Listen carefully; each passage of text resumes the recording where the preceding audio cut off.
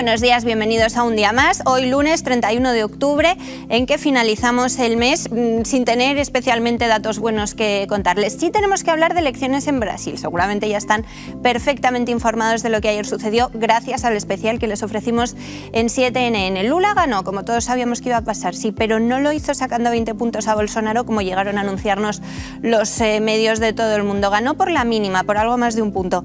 Lo vamos a ver enseguida con nuestra mesa de análisis y vamos a hablar del aniversario nada feliz del Partido Socialista, con pelea de alcaldes incluido, Laura. Qué horror, otra vez. Es que es Halloween. Totalmente. Y nuestra política se viste y ya lleva estos últimos meses haciendo todo para que sea un Halloween en condiciones, que nos dé mucho miedo. Pero también es el Día Mundial del Ahorro. Y aunque cada vez es más difícil guardar dinero en esa hucha, lo es más importante que nunca porque nos va a hacer falta, créame. Viene un invierno muy frío y, hablando económicamente, muy malo. Vamos a tener aquí una experta sentada en esta mesa que nos dará todas las claves para, considerando la situación complicada, intentar ahí rascar algunos euros que nos van a venir bien más adelante. Quédese porque va a ser muy interesante.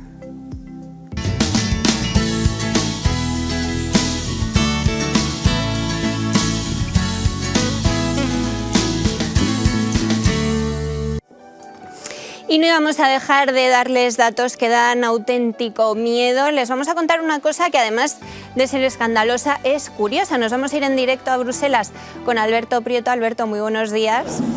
Buenos días, ¿cómo estáis? Muy bien, siempre deseando que nos cuentes cosas. Hoy, noticias de los vuelos de Pedro Sánchez. Tú has hecho el cálculo y el presidente, desde que está en la Moncloa, ha dado ni más ni menos que 11 vueltas al mundo. Se dice pronto, 11 vueltas al mundo. 11 vueltas al mundo, 448.120. Vamos, Alberto, me dicen que no te están escuchando en casa. Vamos a recuperar esa conexión enseguida.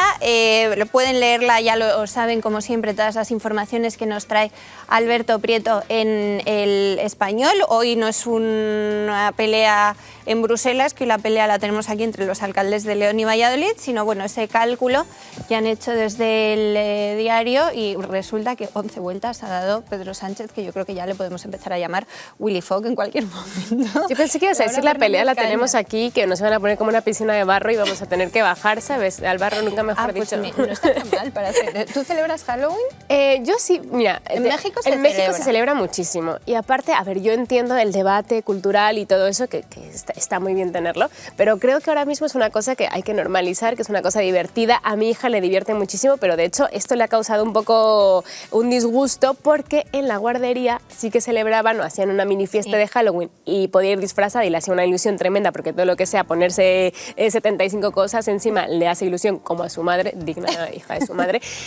Y resulta que en el colegio no celebran Halloween, entonces la pobre se ha llevado un disgusto que hoy algo habrá que hacer para mejorarle la semana. O sea, que una fiesta de los 3 vestidos de brujas yo creo que va a caer esta tarde. Pues les pasa exactamente igual, que les gusta mucho Halloween. No me preguntes por qué, a los niños les gustan mucho las calaveras, a mí con el miedo que me daban siempre todas estas cosas, pero bueno, a ellos les van y es así. Bueno, y te voy a decir, como mexicana, el Día de Muertos, sabéis que es un día sagrado para nosotros, y en la Casa México hacen un montón de actividades divertidísimas para ir en familia. Hay actividades con los niños que pintan calaveritas, que hacen sus propias calaveritas de chocolate o de azúcar. O sea que un gran plan en familia para el día de mañana es ir a esa Casa México a disfrutar de todas las exposiciones que hay. Podemos disfrutar también del restaurante, que es una pasada, y aparte los niños van a estar muy entretenidos. Creo que lo estamos viendo, ¿no? Es la Casa de México. Sí.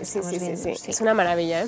Bueno, están nuestros chicos ya también con nosotras. Joan Guirado, bienvenido. ¿Qué tal? Yo ¿Cómo no soy nada estás? de Halloween. Yo tampoco, pero con los niños ya más. Que acabe para no ver a la gente disfrazar. Pues a ti disfrazarte también te gusta. Pero para carnaval, pero no para Halloween. De hecho, este fin de semana fui al Halloween de Sevilla del PSOE, que es lo más disfrazado que he visto, a Pedro Sánchez en el AVE, y ya no voy. Eso no es Halloween, eso es la Casa del Terror. Es el único fin de semana al año que no salgo de fiesta porque es que me pone muy nerviosa. Eso sí que es un tren de la bruja y no tonterías. Pues llevaba la ministra yo parada en el asiento. Eso pensé yo, voy a hacer algo que no sea un plan de Halloween, y me fui al cine para ver una peli de miedo. Ayer fue la primera vez que vi yo en cine una peli de miedo, porque me dan terror, de verdad, veo poquísimas. En cine nunca había visto, y a lo largo de toda mi vida 3 a lo mejor. Sí que era el tren del y la gente vestida de Halloween. Si tenía que descarrilar ese tren, le hacía la broma a la ministra, que la tenía justo en el asiento al lado, y decía, Pilar, digo, si el tren descarrila, Digo, vaya, es que no sé quién se pone de presidente del gobierno. Digo, Yolanda. Bueno, no, No, porque también iba en el tren. Eso es como cuando yo me subo a un avión a un vuelo largo y empiezo a ver si hay gente con cara de ser buenas personas o alguna monja o algún bebé y digo, no, esto no se va a caer porque aquí hay gente buena. Entonces ahí yo me acojo a Pues esa ahí estaba seguridad Pedro, de decir, si hay monjas o gente buena, esto no se cae. Luis Losada, ¿Qué bienvenido. tal? Tú seguro Buenas. que no celebras Halloween. No, ¿por qué seguro? Pues porque me parece que no ibas a ser de los míos, ¿no? Que los católicos celebramos poco Halloween, nos hemos ido adaptando un poco por las guarderías de los niños, pero ya. Yo no creo que sea anticatólico, yo creo que es una estupidez americana, Es un una poco- americanada. No, simplemente, no es que sea incompatible, ni mucho menos, pero es verdad que si celebras todos los santos, es como casi lo opuesto a celebrar Halloween, ¿no? Bueno, es una Entonces- tontería, la verdad, pero yo creo que la fiesta que se han inventado ahora del Halloween, de vestir a los niños no de muertos, sino de santos, me parece más sensata, ¿no? Porque no solamente celebrar a nuestros familiares que han fallecido y rezar por su alma y todo eso, sino recordar a los santos, porque esa es la festividad de verdad, que en realidad nunca se celebra de verdad, hasta ahora con el Halloween. Y me parece que vestir a los niños de santos, de Santa Teresa, de San Agustín, de San Ignacio y recordarles la historia de esos modelos de humanidad, me parece que es una manera de celebrarlo espectacular. ¿Y dónde se desde hacen luego esas muchísimo fiestas más, que yo quiero muchísimo llevar a más los bonita que niños? vestir a los niños de calaveras y tal, que me parece horrible. Bueno, a ellos les gusta, no me preguntes por qué, a los Ahora niños es que hicieron les de- gustan ahora las que hicieron de todos calaveras. los santos y hablaba de los muertos, Luis, por favor, desde aquí mi homenaje es que no sé quién era, el periodista de Televisión Española que ayer firmó una noticia en el 24 Horas, eso los domingos, los 24 Horas siempre repiten, en el que dijo... Y el resto de días también. En el que dijo que para todos los santos ir al cementerio te permite reencontrarte con amigos y familiares que hace mucho tiempo que no ves. Es decir, estaba yo en la redacción y fue como, por favor, Bueno, yo es que te televisión diré que no pública. soy ni de ir al cementerio. Yo hace mucho que no voy, es decir, pero es que... estoy Yo toda la no, yo mañana en todos los riéndome. santos, o sea, lo interpreto como algo de celebración, pero de celebrar en casa, no de ir a cementerios, no de ¿Haces nada que me panellets? pueda traer. ¿No has traído panellets? ¿Qué es eso? Ya te traeré yo. Panayets, Mi huesos familia de santo y buñuelos. Yo Panayets, bastante que una vez panayets. hice buñuelos y nadie se los comió. Huesos de santo no he intentado. Y en México pan de muerto, que es como, sabe un poco a roscón y es como un pan así redondito y arriba simula como los huesos, por así decirlo, que no, o sea, suena fatal, pero luego está muy rico. Y ya a mí me sorprende porque ya en varias cafeterías este fin de semana he podido encontrar pan de muerto, que antes ¿Ah, sí? costaba muchísimo trabajo, sí. Ya luego os pasaré la lista. ¿Pero mexicanos? No. ¿No?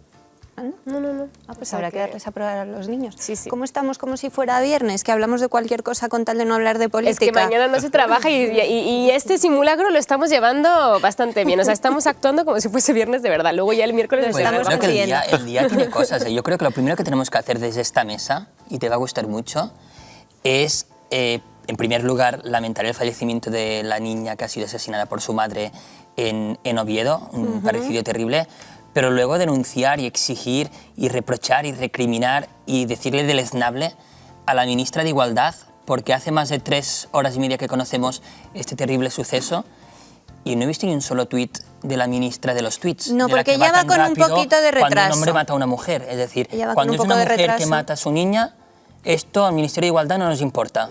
¿Qué va? Esto nos la bufa. Es decir, ¿para eso pagamos al Ministerio de Igualdad? Es decir, sus No, santos y que además narices. ella está hoy pensando qué decir de Bolsonaro. Entonces ella hoy se ha No, pero levantado y 7 horas después de que acabase el recuento ha dicho Brasil ha parado a la derecha con derechos. Y ya no tiene agenda oficial ni nada, ¿eh? Ya se ha cogido el puente después de esa... Que no habéis visto la foto de Tontería. Zapatero, no habéis visto la foto de Zapatero con Bolsonaro, con Lula da Silva, ¿no? Por Pues favor. mira, yo no la había visto, pero- Mirad el careto pero es que es todo. de Zapatero con... Mira qué cara de felicidad. Es que parece el niño tonto de la clase. No, es como... Parece el niño tonto de Parece la clase. nosotros hablando de Halloween. Es verdad. No, es Para no como, hablar de como ello. un niño en Disneylandia, es verdad. Bueno, allí donde haya una mala causa, allí estará Rodríguez Zapatero. Es como una Exacto. cosa un poco matemática. Creo que ahora sí nos escucha mejor y que le vamos a escuchar mejor nosotros también a Alberto Prieto. Buenos días otra vez, Alberto. Hola, buenos días, ¿me escucháis bien? Ahora te oímos bien. No sé si Luis y yo lo han llegado a escuchar, pero tú has hecho el cálculo de los viajes de Pedro Sánchez. No sé si hay alguno a Brasil, pero ha viajado desde que es presidente tanto como el equivalente a 11 vueltas al mundo, que oye, no está mal, ¿eh? Bueno, son 11 vueltas al mundo.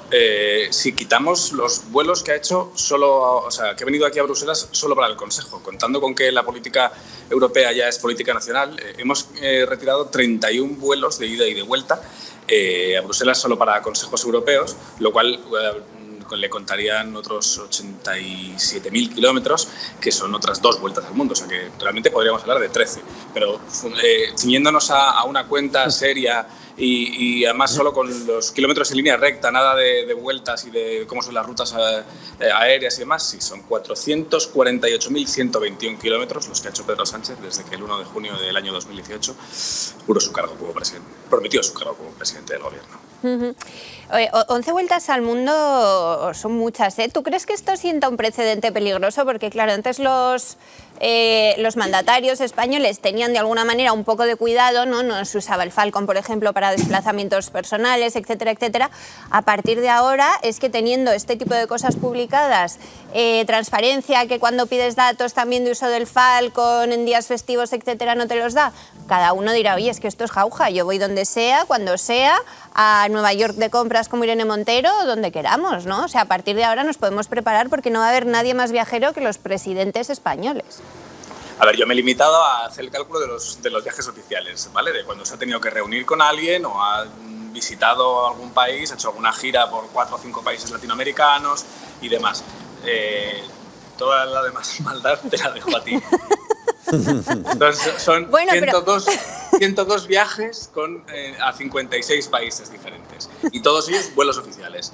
Todo lo demás, si ha cogido el Falcon para ir a un concierto o no, pues eso ya es otra cosa. Y Alberto, dentro de la pieza. ¿Y has contado cuándo van 2 aviones juntos? Porque a veces, normalmente cuando vamos fuera de muy lejos, le mete el Falcon detrás del Airbus, pero es que a veces nos hemos encontrado en que ha ido en Airbus y que luego ha hecho ir un Falcon a recogerle porque no quería volver con los ministros de turno. Lo digo porque si vamos sumando, seguramente la cifra todavía se abulta más, ¿eh? Bueno, eso ya es una maldad total y definitiva por tu parte. Tú estás queriendo ya calcular el gasto en aviones y el gasto en CO2 y su huella de carbono, y de hecho he tenido sugerencias dentro del periódico de que hiciera también esos cálculos y yo les he dicho, mira, bastante me parece, creo que es una información interesante que está abierta además a lecturas malvadas como la de María y a lecturas de tenemos un presidente que tiene un empeño serio por convertir a España en un país líder global. Poner en el mapa. Claro, y no hay de hecho de los 53 meses que lleva en Moncloa, que ha cumplido este fin de semana, solo ha habido 3 en los que se ha quedado en casa. ¿Solo 53 meses? Uy, yo pensaría que son 500 o así.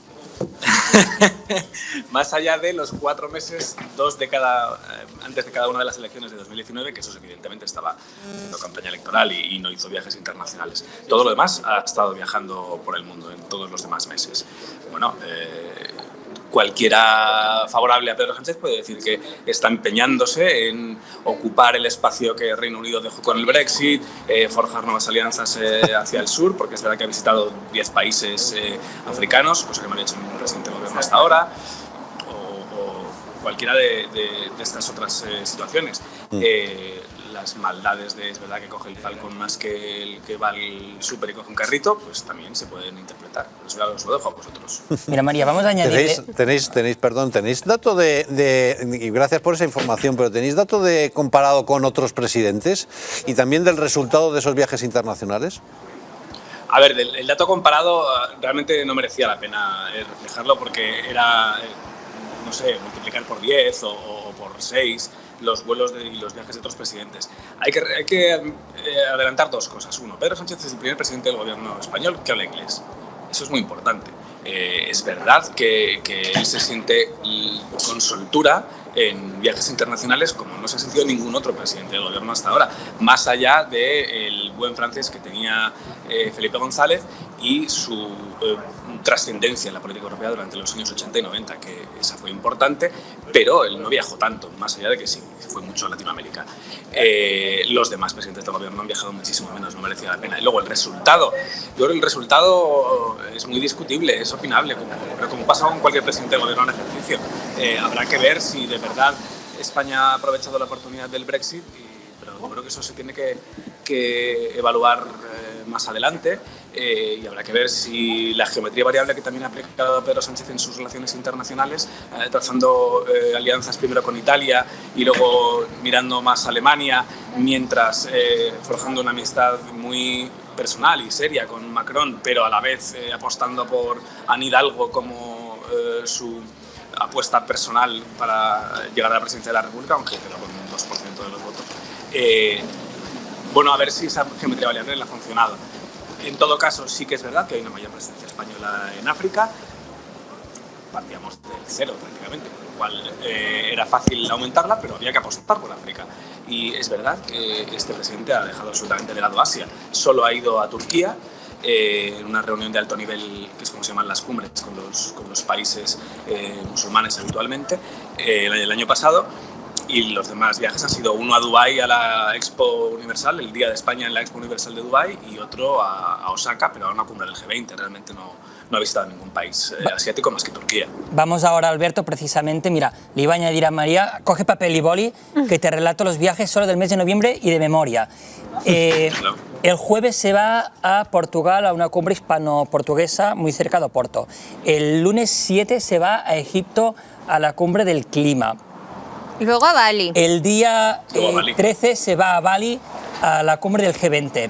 El día 16 nos vamos de Bali a Corea, que lo avanzamos el sábado en OK Diario, a una visita multilateral, una visita de Estado.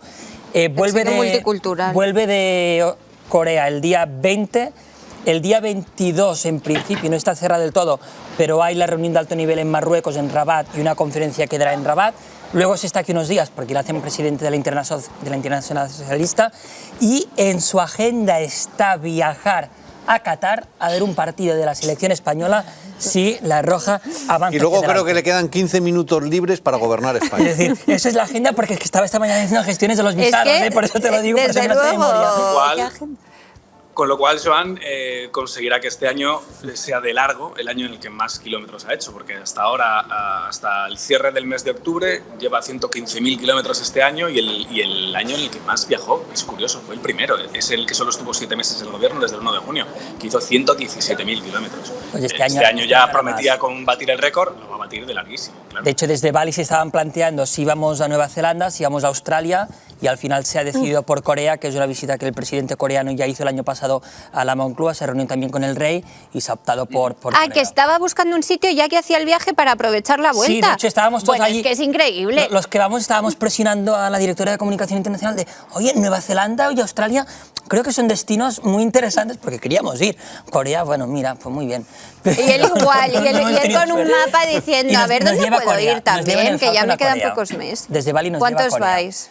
Pues somos poquitos, somos unos 10 que vamos a Bali y de ahí vamos a Corea, pero también es verdad. ¿Y tú estás seguro que a ti te va a llevar en el Falcon? En principio sí, Yo porque, cuando lo vea lo en creeré. principio sí, porque voy a Bali y somos tan poquitos que vamos a Bali porque es un viaje tan caro que es que no les queda otra que subir. Éramos tantos los que queríamos ir a Bali, pero tan pocos los que se lo pueden permitir. Alberto, gracias. Oye, lo de Nueva Zelanda estaba bien tirado, porque tiene una relación muy estrecha con Jacinda Ardern.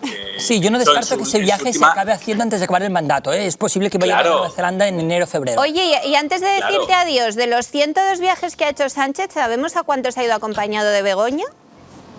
Eso no lo he podido comprobar porque de hecho ha sido, si os acordáis, desde el inicio de esta legislatura ha ido desapareciendo de la vida pública la mujer del presidente, y pero solo ha reaparecido en este último viaje, sí. Bueno, es verdad que en sus labores profesionales tienen que ver con el trabajo de cooperación en África, y a lo mejor tenía sentido, más allá de las lenguas viperinas y malvadas como la vuestra, que siempre ven sospechas donde puede haberlas. Pero en este caso es verdad que Begoña ha desaparecido de la agenda y no hay manera de saber. A ver, ha reaparecido porque quiere ir a Bali. Era un viaje, no, era un viaje de conciliación. Claro, y de plantar unos árboles. Que yo ahora ya cada vez que veo un arbolito plantado por Madrid me pregunto, ¿habrá sido Sánchez? Pero seguramente no. Alberto, feliz semana. Eso forma parte del protocolo. Del ritual de las visitas oficiales a Kenia. Exacto. Pues mira, nosotras vamos a plantar cualquier día de estos un arbolito en Platón, porque nosotras no vamos a ser menos que Pedro Sánchez y que Begoña. Entonces lo vamos a ir organizando, luego ya vendrá, luego lo cambiaremos por uno de plástico para que no. El día que el presidente os visite oficialmente lo podéis hacer. No, porque entonces no lo plantaremos nunca. Alberto, hasta el miércoles, un abrazo. Un abrazo, chao. ¿Qué os parece? No nos puede sorprender, o sea, yo si fuera Sánchez y para poder salir a comprar el pan, si que me abuchase todo el pueblo, necesito irme a Corea, también me iré a Corea. Y sobre todo que no le cuesta nada, ¿no? Lo que pasa es también que me es lo que dice pregunto. Luis, ¿no? Hay una situación igual que requiere un poco de gobierno en España. Claro, igual, pero... si tiene un rato. No, y sobre todo que esto, yo tengo muchos amigos en este fin de semana que estuvimos hablando de, oye, ¿cuántos viajes vamos a cancelar o vamos a tener que cambiar el viaje que hacíamos todas las navidades en familia por falta de presupuesto? Porque las cosas están como están, pero nuestro presidente va a seguir viajando. Los que no vamos a viajar somos nosotros. Que da igual que tengamos familia al otro lado del mundo, no podemos Para ir por Navidad va a falta de coger el dinero. Falcon, en principio, y se va a ir a la Mareta, a Lanzarote, con la familia unos días. Claro, él sí. Para Residencia conciliar oficial, también. para conciliar. sí. A ver, el tema del avión presidencial es un tema que da para muchos debates. Y yo ahí, de la misma forma que le lanzo muchas pullitas a veces, soy un gran defensor del uso del avión oficial. Claro. En general, incluso para cosas del ámbito personal, entre comillas, no para ir a ver un concierto puntual, pero del ámbito personal, porque al final es la imagen que da España como país. Pero la línea es muy fina. Es el presidente del gobierno. Entonces, la mayoría de países, el presidente del gobierno hace un uso Razonable. razonable, pero incluso en el ámbito personal. Es decir, punto número 1. Punto número 2. Deberían ser más transparentes, en general, con el uso del avión. Es decir, y no solo presidencia, también Zarzuela. Por muy jefe del Estado que sea, por mucha reina que sea, o por mucho lo que sean. Porque luego nos pasa, cuando vemos un avión que se va a París, que pensamos que ha venido de compras... Que estamos todas así ya mirando a ver qué estrena Yolanda Díaz esa semana. Con los recursos públicos se tiene que ser muy transparente, Sí. porque la cuestión de la seguridad, no me informes del viaje previamente, pero una vez ya se ha completado, ¿qué problema hay en saber quién se ha ido en ese vuelo? Sí. ¿Y a qué? No, Ella- exacto. Yo no quiero saber quién, sino para qué y cuál ha sido el resultado. Bueno, y el quién también, ¿eh? No, porque, el porque a presidente ha veces... estado en Kenia ¿para qué? ¿Y qué es lo que ha conseguido en ese viaje? Ha estado unos cuantos días fuera del país, cuando el país estaba incendiado. ¿Y qué es lo que ha conseguido? Porque ha sido un viaje de Estado. Yo sepan estoy de en acuerdo África con que no yo estoy de sabe acuerdo con que el geografía. presidente, mi presidente, viaje en un avión digno.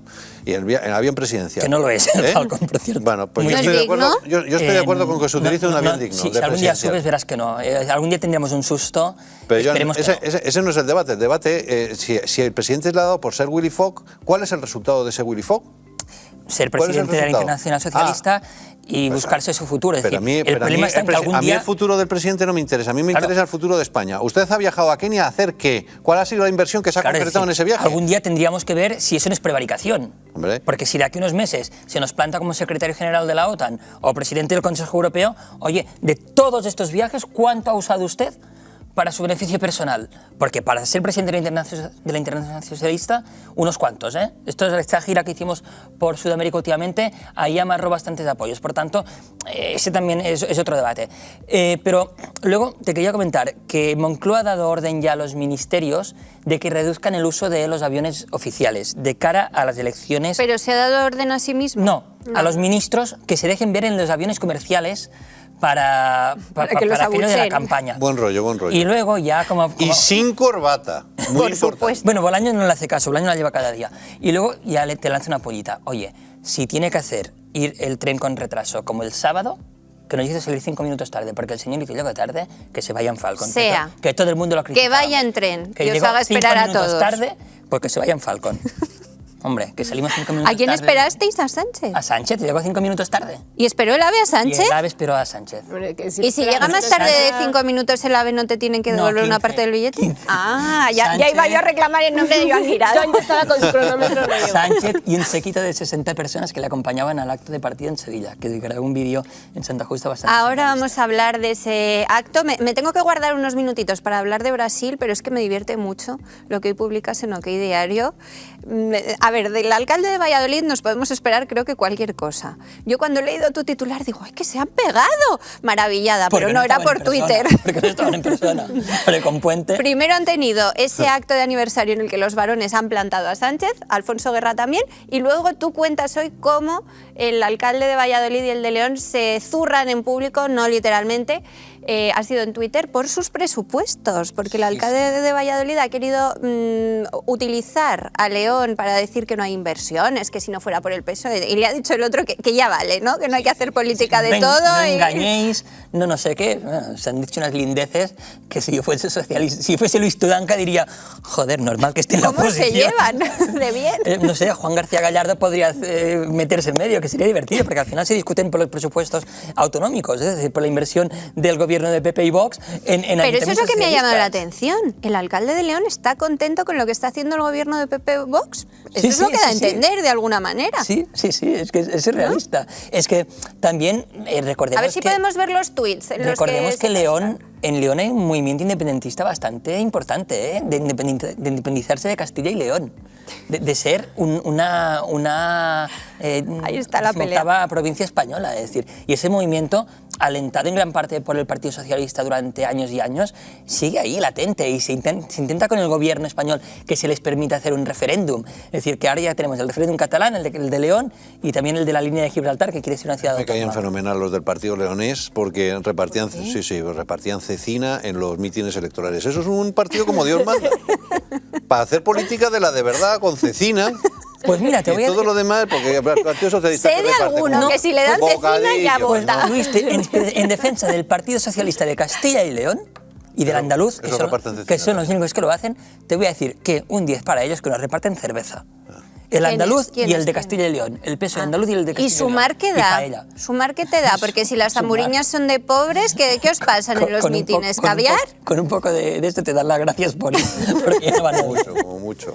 ¿Tú te sabes esa historia, Luis? ¿De qué? ¿De las zamburiñas? De las zamburiñas. Que son de pobres. Son de pobres. Ah, sí. Dice Yolanda. Dice Yolanda, a mí me encantan. No sé si son de pobres o no, no me parece que estén muy baratas las Nos lo- zamburiñas. baratas no pero son, desde me- luego. Nos lo dijo Yolanda Díaz a nosotros en la cumbre de La Coruña, porque la vicepresidenta Calviño nos recomendó ir a un lugar muy bueno de zamburiñas y nos dijo, nah, ese lugar no vale. Y dice, id a otro que valía 3 veces más. Y dice, y las zamburiñas es un marisco de pobres. Y dije, la tenía delante y digo, es chocante. Digo, la vicepresidenta progre diciéndonos una cosa y la vicepresidenta pija Y la diciéndonos otra que vayamos de vicepresidenta pobres. progre, porque son dos progres. Bueno, pero es la pija y la progre, pero se intercambiaron los papeles. ¿Cuál sería cuál? Es que, Ya, las bueno, dos sí, a dan veces. en los dos perfiles.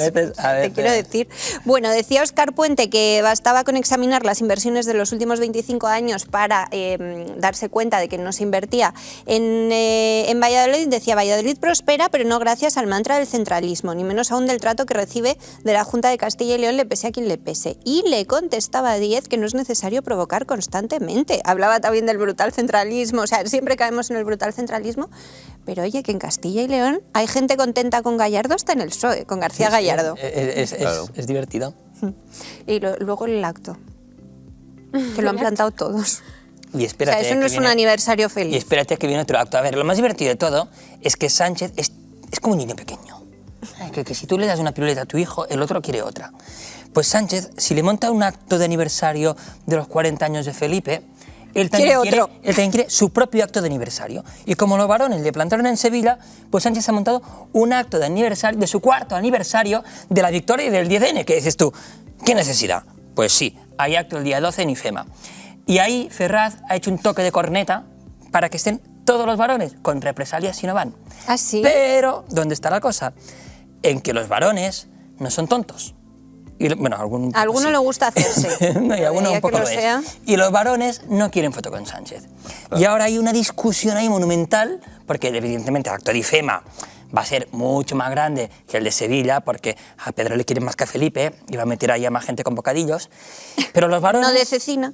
están discutiendo con Ferraz hasta el milímetro de dónde se tienen que situar las sillas, porque no quieren estar en un escenario con Pedro Sánchez delante. Ellos en otra nave. Claro, es decir, lo que No, ellos enfrente, que de manera, y Pedro Sánchez en el otro lado. Claro, de manera lo- que la cama lo único que pueda coger es la nuca. Claro, lo que planteaba Ferraz era que los varones estuviesen sentados uno al lado del otro, con Sánchez, digamos, Sánchez de aquí y los varones de aquí, y que cuando interviniesen, pues los varones quedasen detrás, como pasó muchas veces.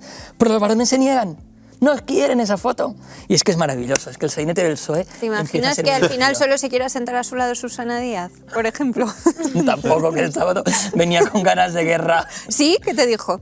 No, porque estábamos esperando, le dijimos, Susana, digo, vas a entrar por aquí. Dice, ¿cómo quieres que entre en paracaídas? Digo, vaya, que tienes ganas de rajar. Y llegó y rajó. Pero estuvo. Sí, No, pero ¿y sabéis Alfonso que me llama Guerra. la atención? Que como en los telediarios lo que se ha visto del sábado es un recinto muy lleno de gente sentadita alineada, porque claro, al final serían militantes, ¿no? Los que le darían, Claro, pues claro. no sé si bocadillo o qué. Pues la gente se habrá quedado con la sensación de que el Partido Socialista está atravesando un momento maravilloso y luego te das cuenta de que están los alcaldes a tortas públicas, que ya está bien, ¿eh? Y luego él abandonado por sus varones, pero claro, si tú solo ves ese recinto cerrado, Sí, mira, porque de por la hecho- calle ya no se puede pasear, Claro, porque él la también operación abandonó- piel con piel no se puede hacer, lo Claro, sentimos. claro. De hecho, Pero si también- pueden también recuperar este marginó a tuit... Alfonso Guerra. Y claro, Alfonso Guerra está que echar las muelas. Pero luego le han invitado y ya no ha querido ir, ¿eh? Claro, Ha dicho, claro, "No, ahora aquí yo de sí segundo hay". plato, pues no. María, te voy a pasar a ver si nos pueden poner este tuit para comentarlo, porque es buenísimo. ¿De quién? En base a lo que comentas, de la cuenta del alter ego de Pedro Sánchez, que la lleva una tía desde Ferraz a la que le pagan para hacer esto. Básicamente le pagan para llevar esta cuenta de Twitter. Y ayer cuando vi este tuit me hizo mucha gracia. ¿Sí? porque Este que dice- parece de broma en realidad Sí, está no, pagado esto es por es una Ferraz. persona de Salamanca, de Palencia, no recuerdo, que empezó a hacer esto porque quería trabajar en Moncloa. Lastra se puso en contacto con ella, la fichó Ferraz y le pagan una pasta para hacer esto. Y sabemos quién es, sabemos que se llama Montse, la vemos por los actos, grabando con el móvil. Y yo ayer vi este tuit. Y claro, lo que intenta esta cuenta al final es crear opinión pública, ¿eh? Es vender al presidente como un gran líder, como un gran estadista, como todo. Pero, si te fijas en este tuit, dice, A mí no me bajáis de la burra de que va a volver a ganar. Y No, claro, por eso mira las digo, porque fotos si que solo pone. ves a esta gente Claro, sentada... Y tú miras esas fotos y para el ciudadano, Están ahí, mira. Son Ah, estas sí, imágenes. es ese momento. para el ciudadano normal que ve este tuit, dice, joder, qué gran apoyo tiene Pedro Sánchez. Pero hombre, claro, es que si me pones unas fotos ahí cerradas en las que se le ve lleno de militantes tuyos, abrazándole, vitoreándoles, que solo le falta que le digan, guapo, aquí tienes todo mi patrimonio, lo que quieras con él. Es que es como una secta.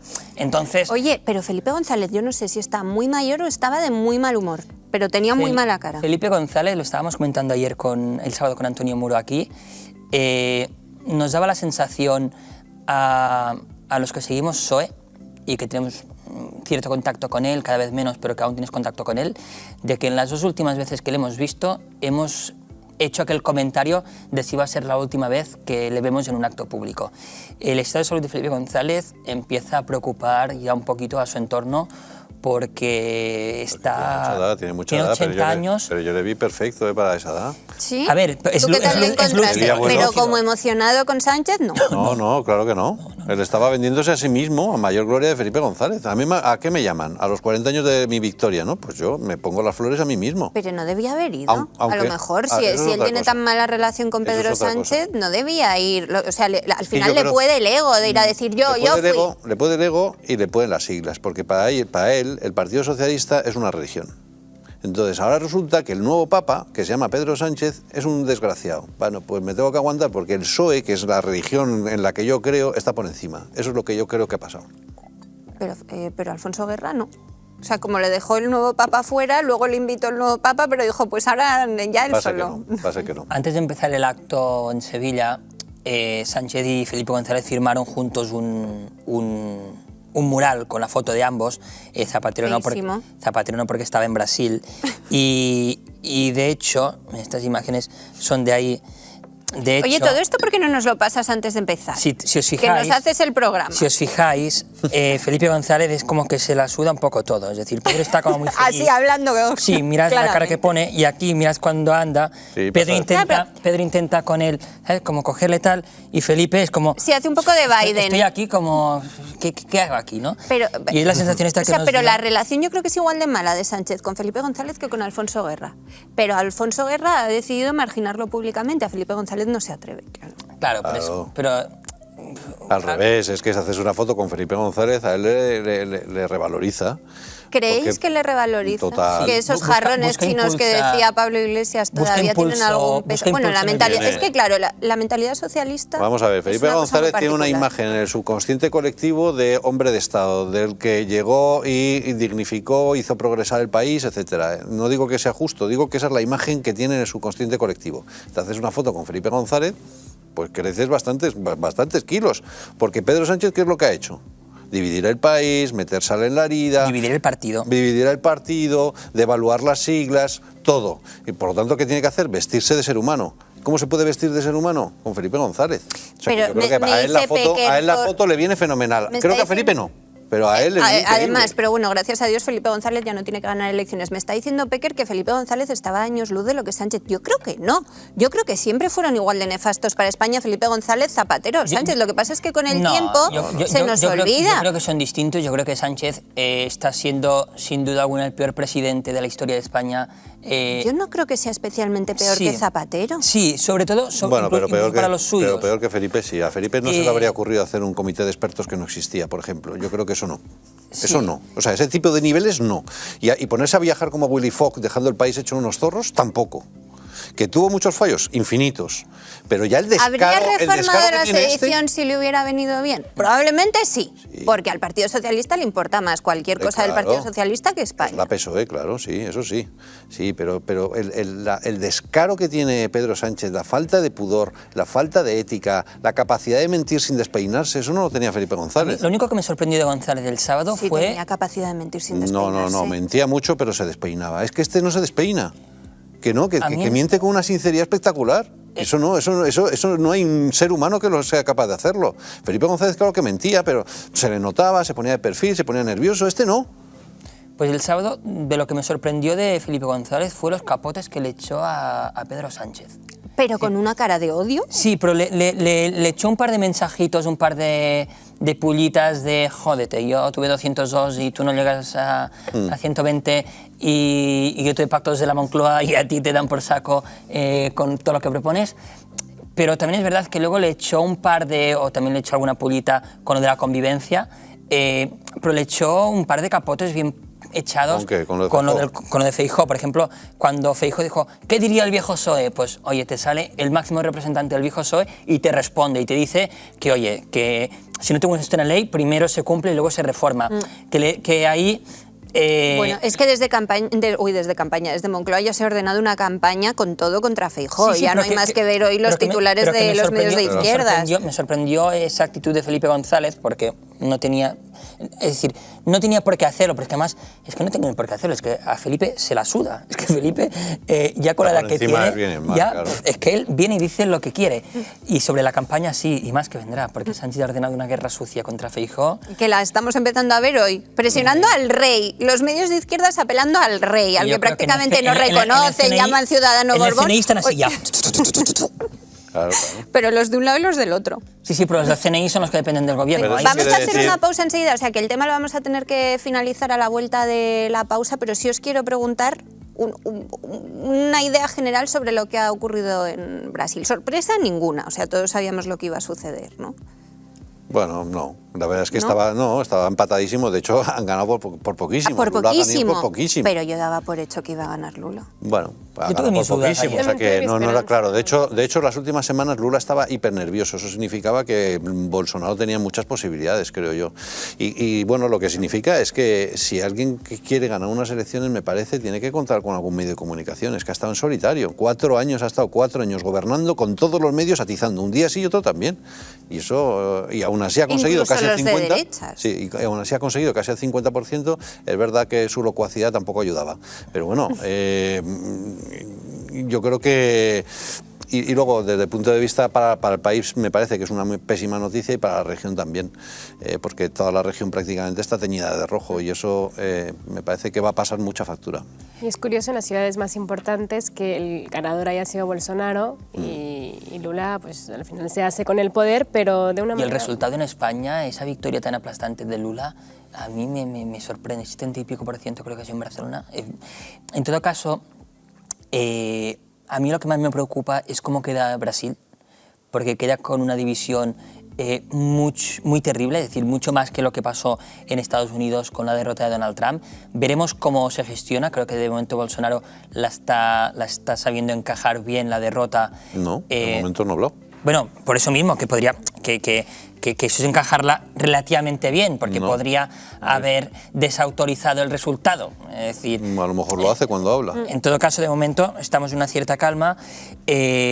Me temo que va a ser un gobierno que va a durar poco, porque una cosa es tener la presidencia y la ha conseguido por la mínima, pero la mayoría parlamentaria ya no la tiene. Y la Cámara la controla Bolsonaro. Exacto, es decir, yo creo que va a ser un gobierno que va a durar poco, esperemos que dure poco, pero sin demasiada sangre, aunque en Brasil siempre hay sangre, y luego veremos cómo acaba también este segundo vuelta de Bolsonaro. Mira, me han pillado diciéndote que esperes. Es que nos vamos a la pausa, pero es cortísima y siguen Joan y Luis donde lo han dejado, no se muevan.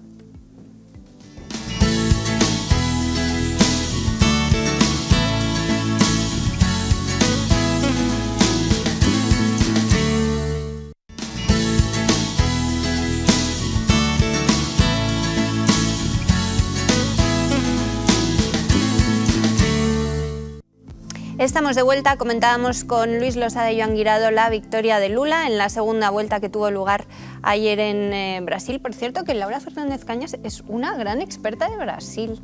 Lo soy. Es que lo sé, no, se ríe, pero es verdad, conoce muchísimo de la cultura política del país. A ver, me gusta, sobre todo porque creo que al final que es un reflejo de lo que puede estar por venir. A mí me toca cerca, o relativamente cerca, porque mi familia vive en México, entonces, y estoy de verdad preocupada por lo que está pasando en Hispanoamérica en el sentido político, ¿no? O sea, en México es una cosa que se sufre. Yo que hablo con mis padres a diario es que no hay un día que tengan una buena noticia, y de verdad que la sociedad está muy preocupada y lo están pasando mal, ¿no? Entonces yo creo que por eso de ahí nace un poco mi interés, y creo que nosotros, lo de cuando veas las barbas de tu vecino cortar, echa las tuyas a remojar, lo tenemos que aplicar, porque son el mejor reflejo, tristemente, de lo que podemos estar a punto de sufrir, ¿no? Si no es que ya estamos sufriéndolo. Teníamos que tener las barbas ya muy remojadas, afeitadas. pero vamos, sí. Bueno, para ir despidiendo, ¿qué creéis que va a pasar a partir de ahora en Brasil? Yo comentaba antes de ir a la pausa, que si no se me olvida, ¿sabes? Esas cosas, que creo que va a ser un gobierno que va a durar poco, ya no solo por la mayoría parlamentaria, sino porque Lula da Silva se ha presentado una campaña prometiendo una serie de cosas que hacía él cuando era presidente hasta 2010, entre 2003 y 2010, con un Brasil muy distinto al de hoy, con una situación económica muy distinta a la de hoy y donde tenía dinero para gastar.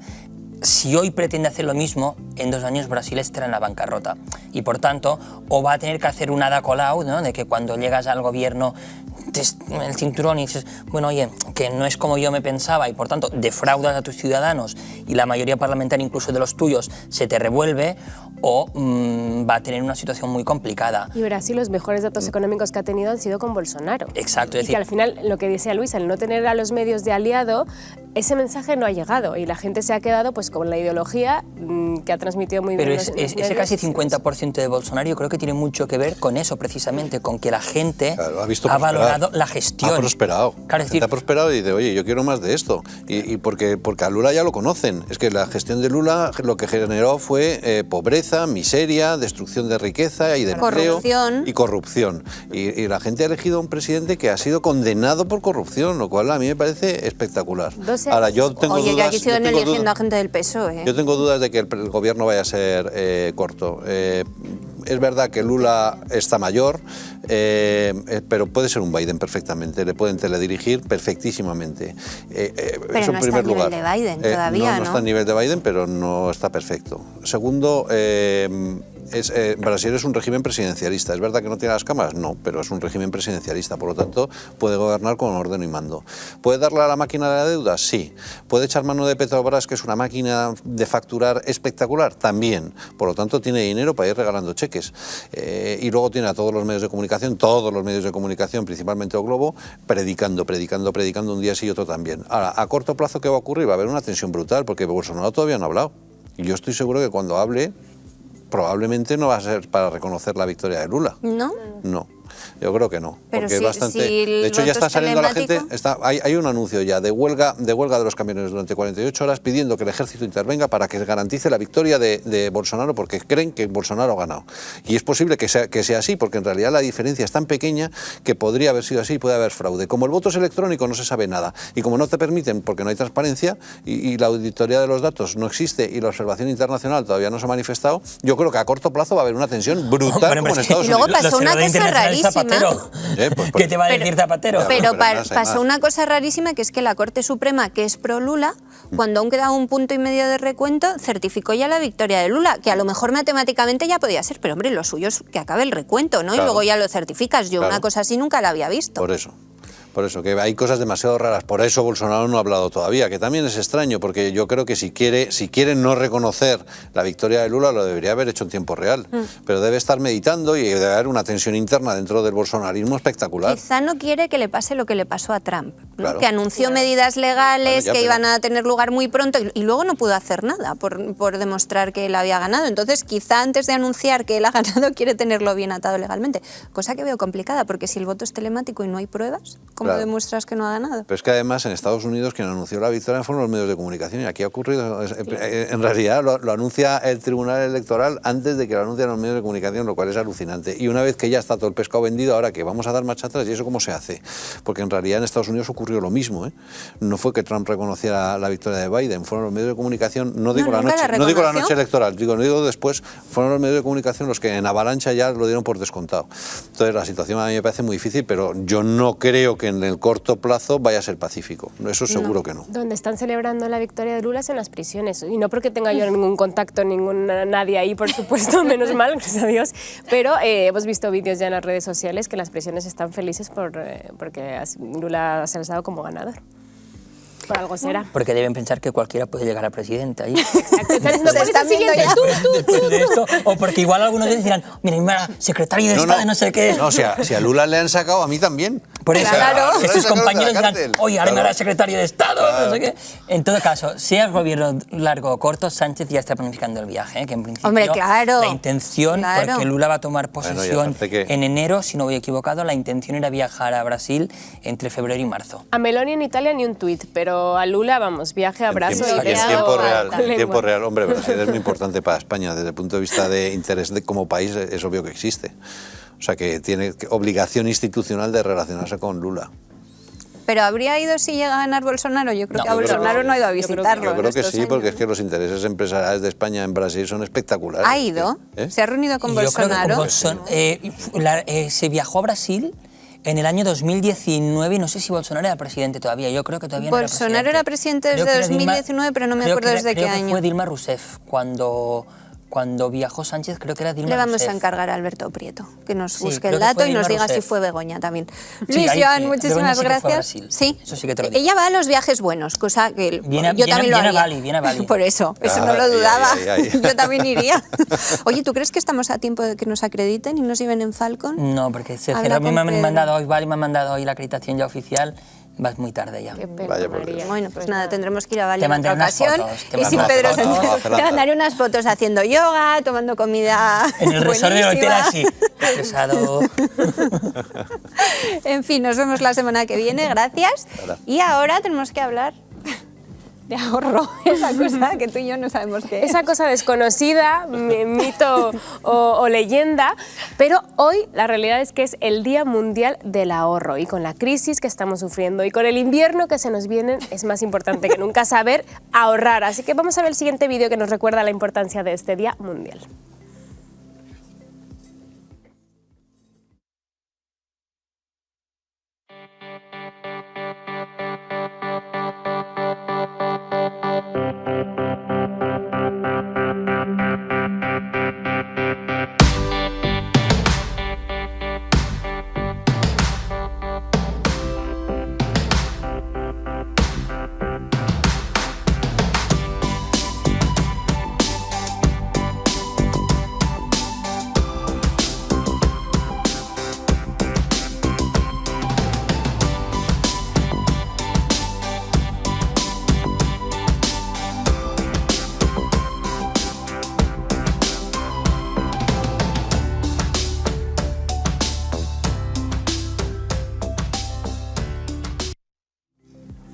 Bueno, ya lo habéis visto, la importancia del ahorro lo sabemos todos. Es verdad que hemos escuchado sobre todo a nuestros abuelos hablar mucho de la importancia del ahorro. Ahora la situación económica nos arrastra a una realidad en la que tenemos que ponernos las pilas con esa asignatura pendiente que es ahorrar. Y para eso tenemos a Virginia Calderón, experta en ahorro e inversión de Mapfre Vida. Bienvenida. Buenos días, bien, gracias. Pues te queríamos preguntar sobre todo porque es verdad que ahora nos hemos puesto las pilas todos a la hora de ahorrar, pero ¿cómo ahorramos los españoles? ¿Lo estamos haciendo de la manera adecuada? Bueno, pues hay datos que demuestran que no, sí se ahorra, que la verdad que es un dato bastante sorprendente dada la situación que estamos viviendo de crisis, de inflación.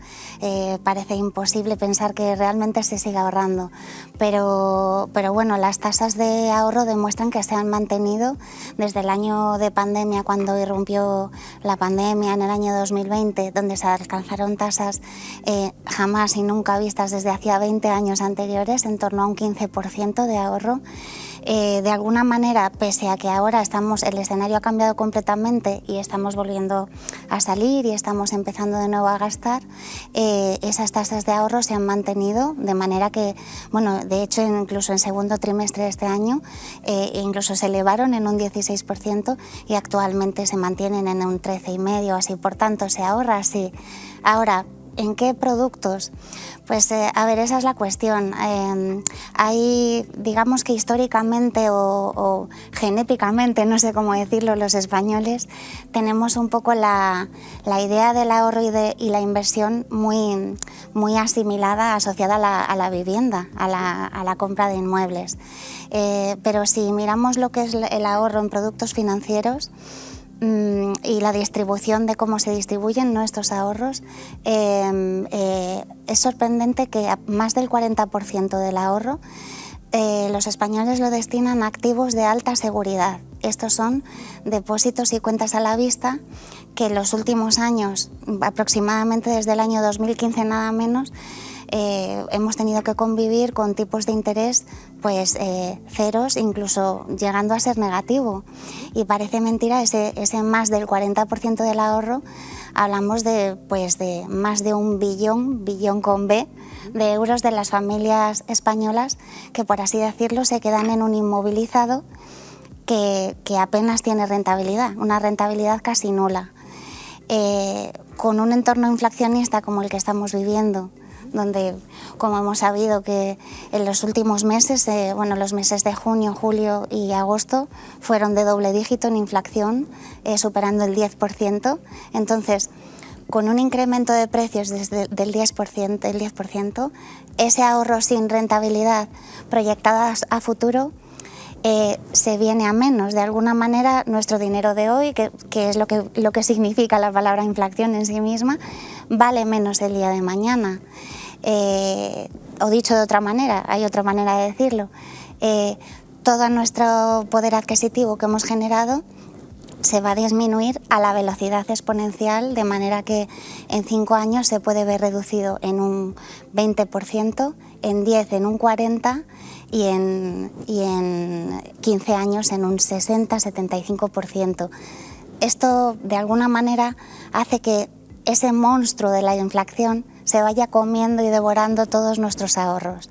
De ahí que las compañías que nos dediquemos a esto, pues un poco luchemos por ofrecer a los clientes otro tipo de soluciones y distribuir bien las inversiones para tratar de obtener una rentabilidad mejor y que esa inflación no nos haga daño ni acabe comiéndose nuestros ahorros. Siempre vemos que cuando hay una mala situación económica sí que es verdad que el ahorro no solo se mantiene, sino que se eleva un poquitín, que a mí me llama la atención porque digo, si yo al contrario, si es que aunque quiera no puedo. Sí. Pero ¿cuál es el perfil de la gente que puede ahorrar? ¿Gente que ha recibido herencias? ¿Gente que ya tiene una primera vivienda, que ha terminado de pagar su hipoteca? Porque realmente la gente que vive de alquiler o está pagando una hipoteca y le han subido 300 euros al mes, no ahorra mucho.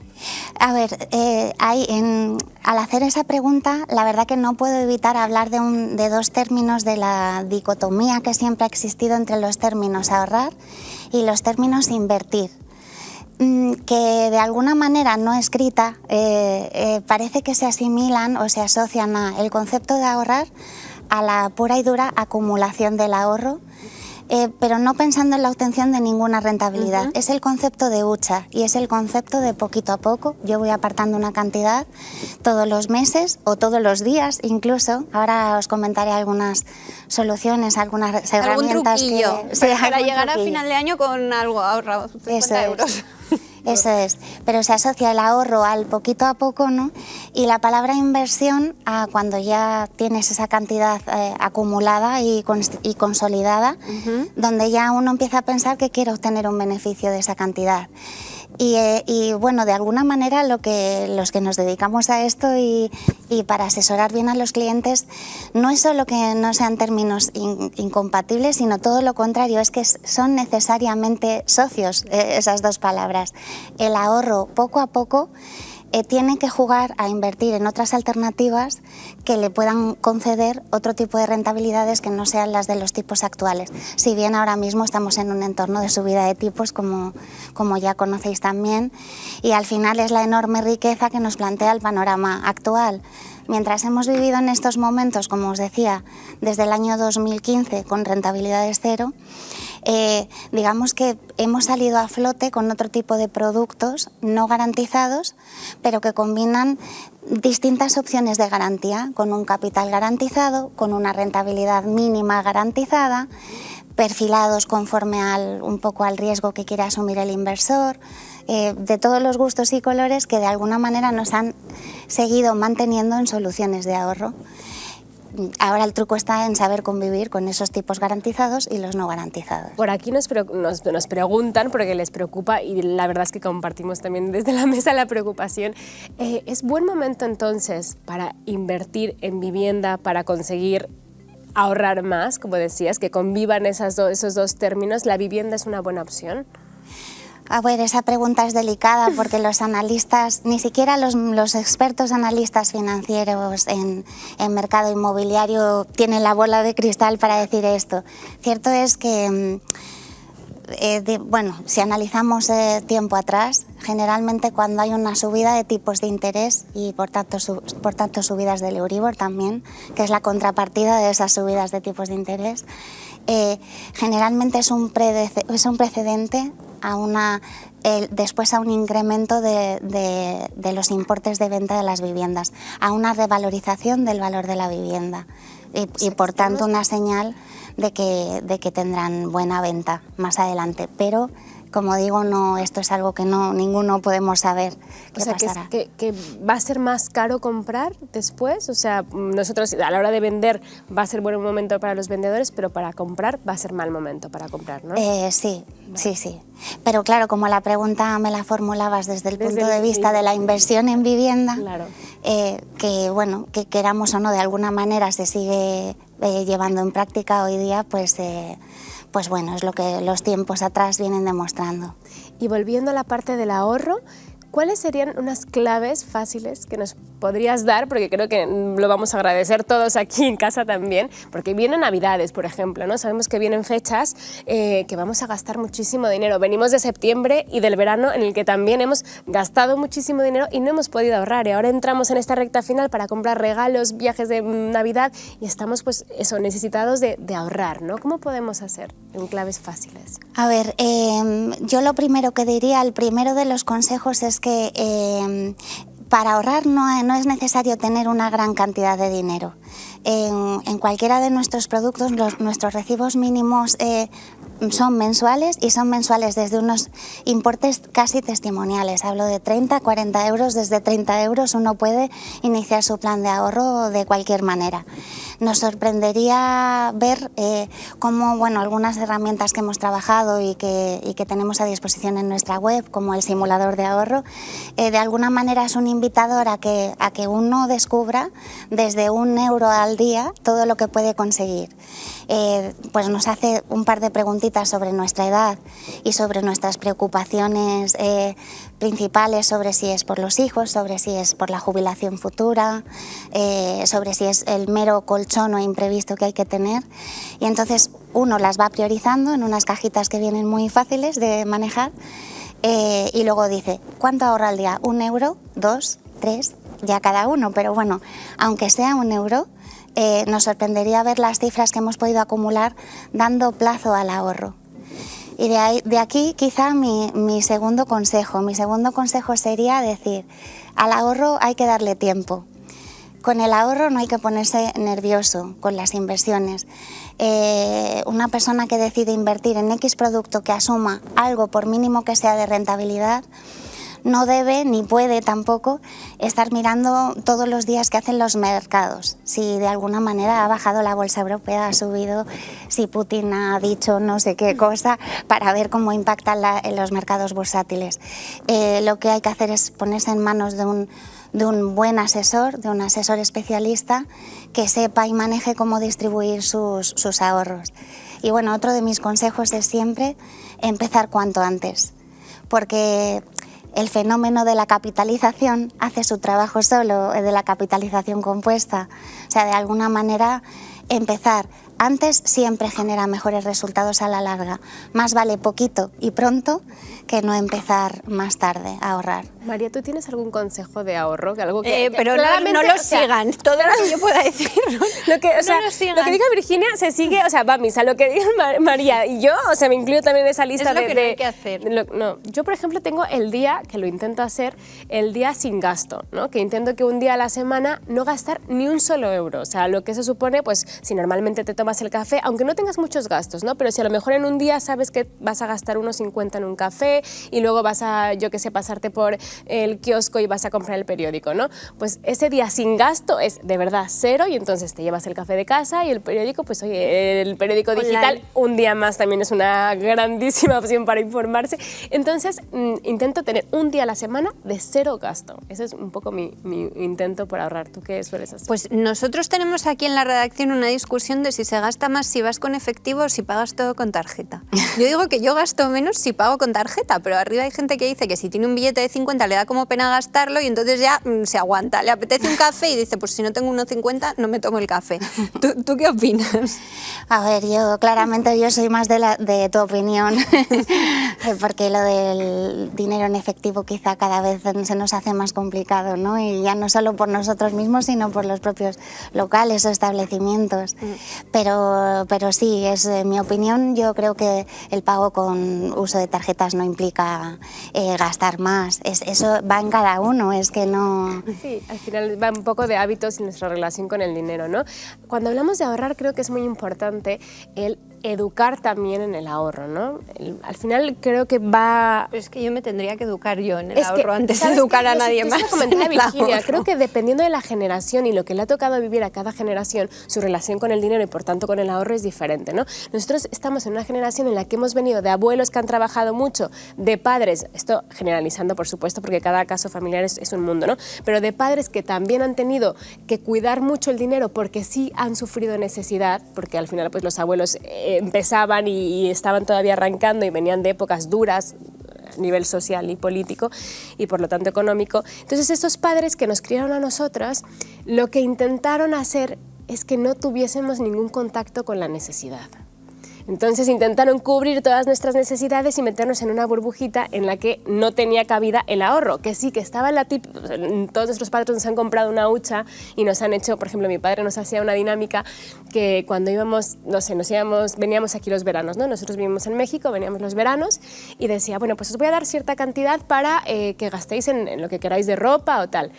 La que consiga ahorrar más, o sea, más bien, o lo que consigáis ahorrar de ese dinero que os voy a dar, os lo voy a multiplicar por 2 y os voy a meter en una cuenta de ahorro. Ahí ya se veían las personalidades, o sea, yo llegaba con 5, me daban 10 y eso se iba a la cuenta que más valía pues comprarte un bocadillo con ese dinero. Y mi hermana era como una hormiguita que la pobre la tienes que obligar a comprarse algo porque llegaba con el dinero íntegro con tal de que se lo duplicaras, ¿no?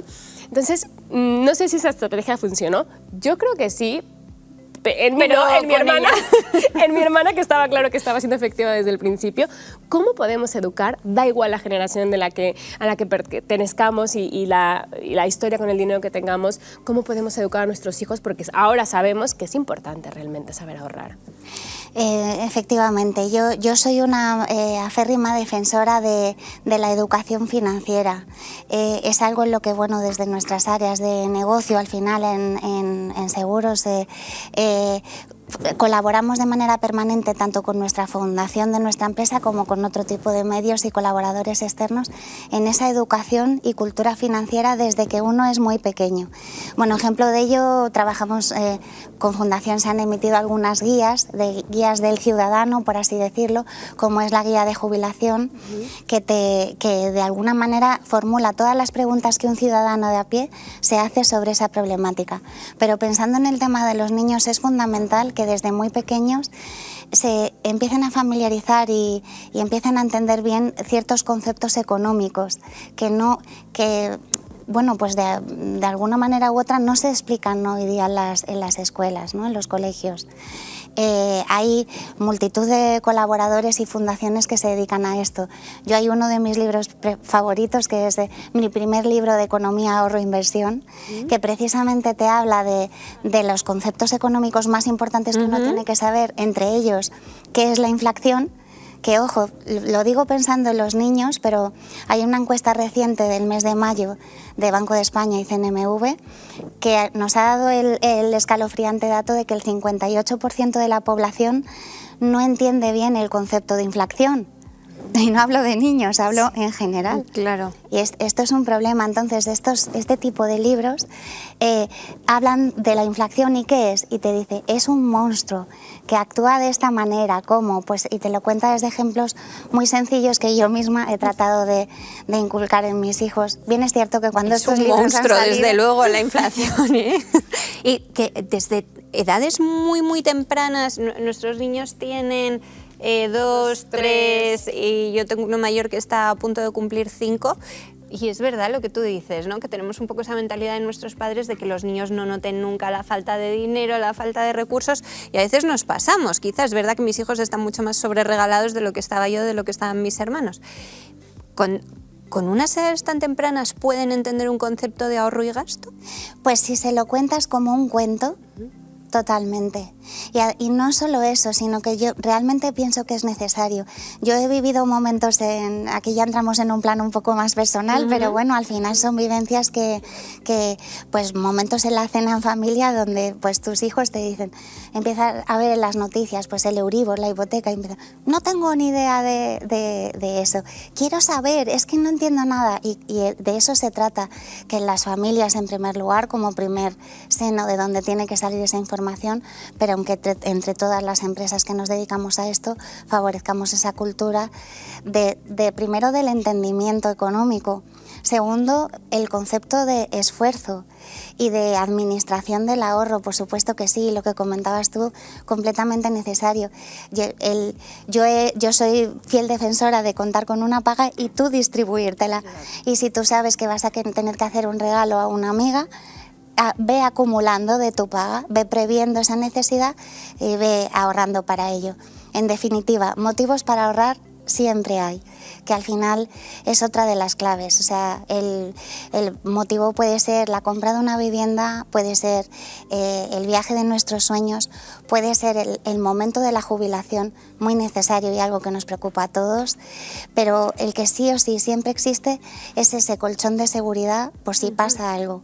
Entonces, de alguna manera, desde edades tempranísimas, claro que hay que hacerlo entender. Relacionado con el efecto generacional que comentaba antes, vosotros sí podéis ver con claridad, por ejemplo, las cuentas de ahorro o los métodos de ahorro de generaciones, pues de gente de 60, 70, 80, luego también los de 40, 50, o sea, ¿se nota mucho la diferencia en hábitos de ahorro según qué generación? Obviamente, perfiles, lo que pasa que no tanto como quizá la lógica nos debería demostrar. Perfiles ya más próximos o cercanos a partir de 50, 60, que fueran de un perfil más conservador, bastante menos arriesgado. Pero no siempre es así. En general, como decía antes, el dato es bastante aplastante con el ahorro general de los españoles e independientemente de la edad. Nos encontramos con muchos jóvenes, más jóvenes, desde 40, desde 30, que siguen estando en productos muy conservadores, pero bueno, poco a poco van entrando otro tipo de soluciones. Bien es cierto que soluciones no garantizadas de tipo Unit Link son seguros de ahorro, pero que tienen un subyacente, una estructura de activos que de alguna manera tratan de tocar las rentabilidades de la renta variable, con ciertas garantías, ¿no? Dependerá del tipo de Unit Link, porque hay de todos los gustos y colores, pero pueden tener unos suelos de seguridad y unas garantías. Entonces, cada vez más esos productos en los últimos años han calado en mercado y y los clientes, especialmente los más jóvenes, los tienen perfectamente asimilados y son parte de sus soluciones. Pues Virginia, muchísimas gracias por toda esta información. La verdad que tiene mucho valor siempre, pero sobre todo con los tiempos que corren. Muchísimas gracias. A vosotras. ¿Puedo hacer una pregunta que me da curiosidad? Claro. No sé si lo sabréis. ¿Por qué es hoy el Día del Ahorro? Que es un último día de un mes larguísimo, que todavía estamos sobreviviendo del Yo sí lo verano. sé. O sea, ¿sí?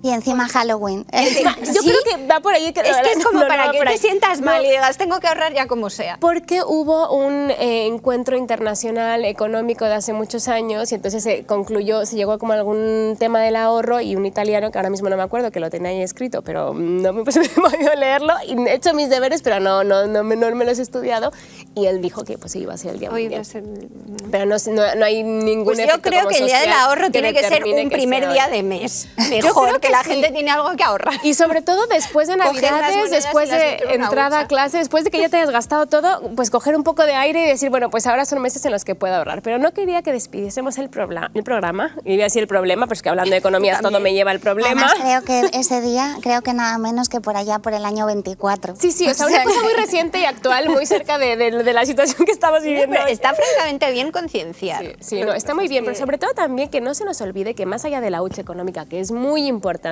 también está la hucha emocional. Que no todo va a ser dinero, que también tenemos que cuidarnos de aquí y de aquí. Así que vamos a ver un vídeo que una psicóloga nos lo va a explicar muy bien.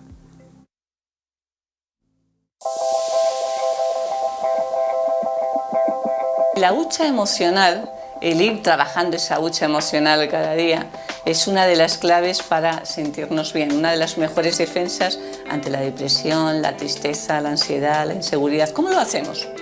Valorando lo que tienes en la vida. Es decir, cuando tú te levantas, tú coges y dices, puedes empezar diciendo, qué barbaridad, me tengo que levantar, no me apetece nada, y ya empezamos mal, o puedes coger y decir, ¿dónde he dormido? En una cama. ¿Duerme la mayoría de la población del mundo mundial en una cama? No. Vale, y además en una cama, en una casa. Bien, que me resguarda del frío, me resguarda del calor. Y además ahora me puedo dar una ducha, incluso de agua caliente o agua fría si quiere. Y empiezas a valorar esas cosas. El cafetito que tienes después, cuando vas a tu trabajo o cuando lo haces directamente desde casa. Se trata de coger y decir, ¿cuáles son todas las cosas por las que debo de estar agradecido o agradecida en la vida? ¿Cuáles son todas esas cosas que las vivo como algo normal y que sin embargo es un privilegio? Porque hay millones y millones de personas que realmente no lo tienen. Y entonces lo que haces es vas llenando esa hucha. Y ahora hablo con mi hijo y me parece pues muy divertido lo que estamos comentando en este momento. Y ahora hablo con mi pareja, ahora hablo con un compañero y veo otro punto de vista. Constantemente lo que te dices es, la vida es un regalo. Y yo lo que puedo hacer es disfrutar cada una de las grandes oportunidades que me doy. Si desde por la mañana cuando me levanto hasta que me vuelvo a acostar, estoy todo el rato poniendo el foco en esa especie de gratitud hacia la vida, de disfrutar de las cosas sencillas, claro que llenas esa hucha emocional. Y cuando la tienes llena y te vienen las dificultades y los problemas y los contratiempos, incluso la falta de salud, puedes reaccionar muchísimo mejor.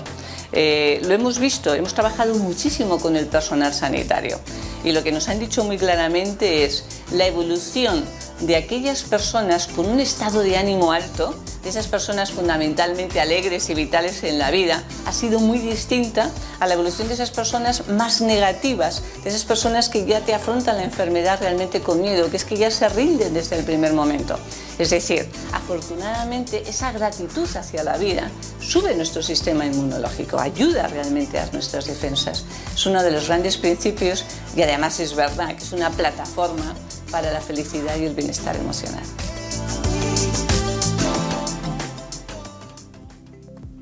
Bueno, La verdad María, que lo de la hucha emocional me ha gustado el término, ¿eh? a mí también, sobre todo porque muchas veces cuando llegamos a momentos duros de la vida, porque hay días buenos y días malos, pues en esos días malos tenemos que tirar a veces de esa hucha emocional que hemos creado en los días buenos y a donde acudimos cuando parece que el mundo se nos cae encima y tenemos tantas cosas para estar agradecidos, para estar contentos y para sentirnos unos afortunados que está muy bien de repente volver a esa hucha emocional y acordarnos y se nos pasa pasan todos los males, que son lo que los psicólogos nos lo dicen, es normal tener días buenos y tener días malos, pero los días malos pueden ser un poquito mejores si nos acordamos la cantidad de cosas que nos rodean que nos van a hacer felices y que Yo creo que la hucha emocional la tengo un poco más llena que la otra. Yo desde luego que sí, pero yo no te iba a dejar hoy sin decirte por qué es el Día Mundial del Ahorro.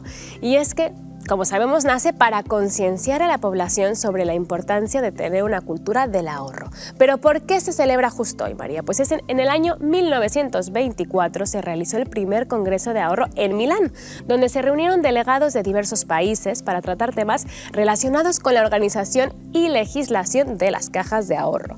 Las sesiones finalizaron el 31 de octubre, día en el que el profesor Filippo Ravizza decidió instituir como el Día Universal del Ahorro. Con anterioridad, países como España ya habían celebrado un Día Nacional dedicado al ahorro, por lo que se unificó este criterio para convertirlo en algo mundial. La intención fue promover el ahorro como mecanismo para alcanzar un mejor nivel de vida.